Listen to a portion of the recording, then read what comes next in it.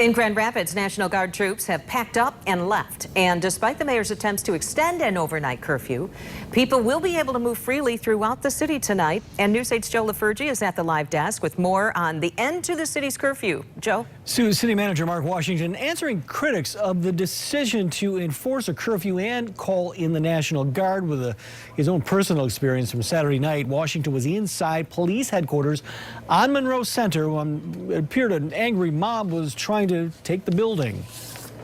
It was unbelievable. It was horrific. I saw firsthand on the ground level where officers were stacked like a human wall, back to back. A lot of resources were in the police department to make sure that they would not be taken over like what happened in Minneapolis and burned to the ground. We don't have multiple stations. That was it. And then once we lose the police command headquarters, we have lost that city, and it would have gone on for a lot longer. So that was the mindset that we were reacting when we made that decision. We made a desperate decision because we were in a desperate situation and we needed to get control of our city. State of emergency, calling in the National Guard and issuing that curfew order. It quelled the violence at the suggestion of Washington and Police Chief Eric Payne. Bliss planned to reissue the emergency order. Now, she could do that under the city charter, but she wanted to get the blessing of the city commission. But all but one commissioner, the 3rd Ward's Nathaniel Moody, said the 2 nights of curfew, in effect, were enough.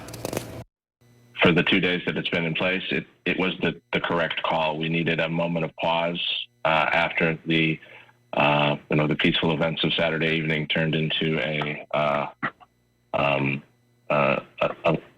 event of violence and destruction. And however, I do think that now we've had a moment to pause and a moment to kind of recoup and regather ourselves. I'm not in favor of seeing the curfew extended.